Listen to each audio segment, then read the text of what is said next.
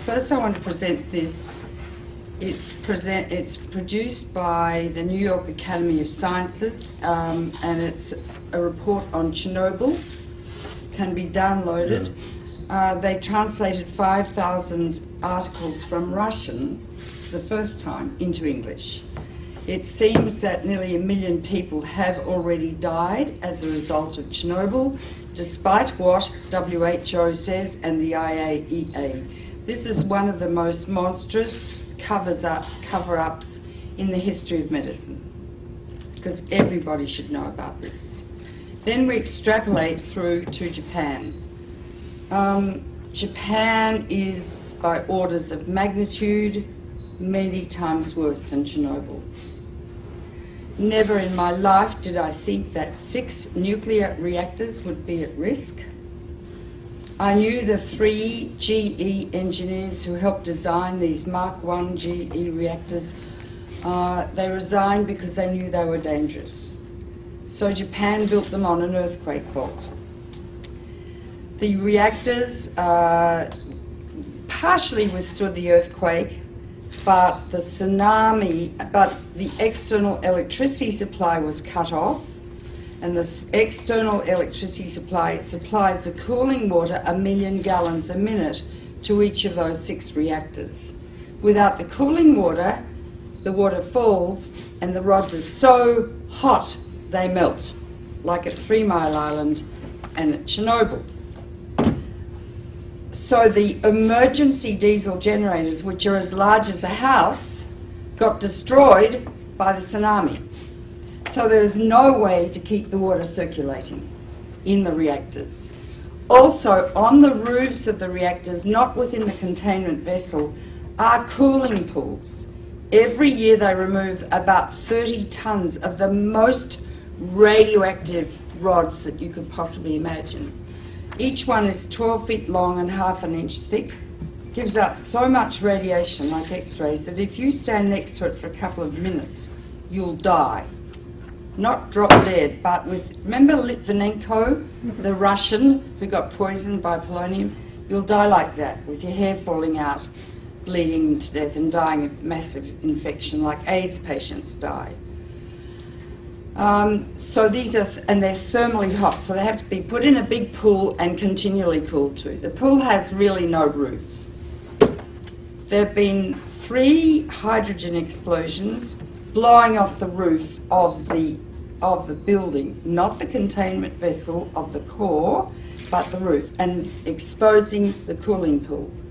2 of the cooling pools are dry. They have no water in them, meaning that the nuclear fuel rods are covered with a material called zirconium. When zirconium is exposed to air, it burns, it ignites.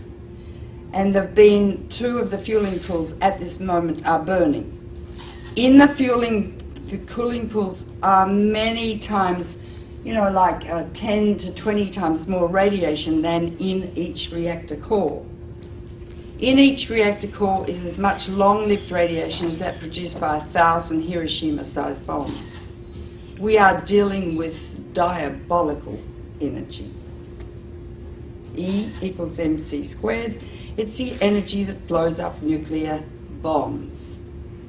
Einstein said nuclear power is a hell of a way to boil water, because that is all nuclear power is used for, to boil water through the massive heat, turn it into steam, turn a turbine which generates electricity.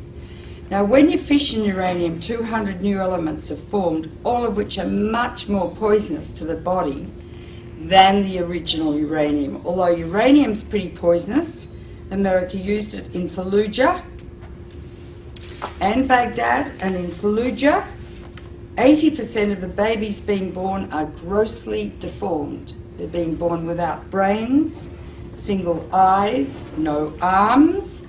The doctors have told the women to stop having babies. The incidence of childhood cancer has gone up about 12 times. This is genocide. It's a nuclear war being conducted in Iraq. But uranium that they're using lasts for more than 4.5 billion years. So we're contaminating the cradle of civilization, the coalition of the willing. In the nuclear power plants, however, is a huge amount of radiation. 200 elements. Some last seconds, some last millions of years. Radioactive iodine lasts 6 weeks. It causes thyroid cancer. That's why people are saying better take potassium iodide, because that blocks the thyroid uptake of radioactive iodine, which later can cause thyroid cancer. In Chernobyl, over 20,000 people have developed thyroid cancer.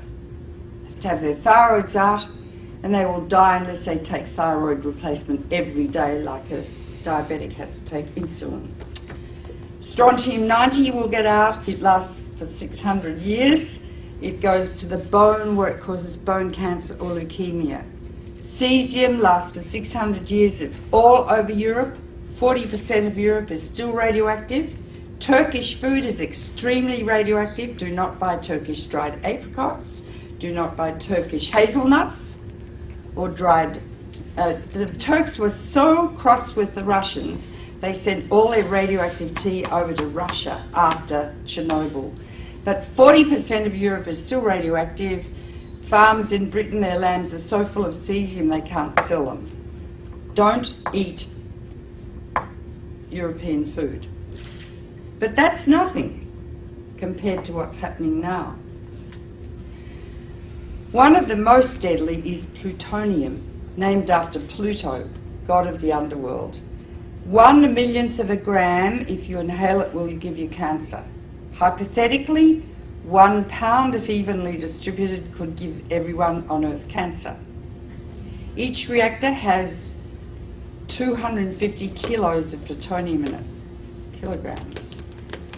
You only need 2.5 kilograms to make a bomb, because plutonium is what they make bombs with. It's the only country that has a reactor. From your uranium, you are the biggest exporters of uranium in the world, Cameco. Canada sells two things. It sells wheat for life and uranium for death. Right? Plutonium is going to get out and spread all over the northern hemisphere, and it's already heading towards North America now.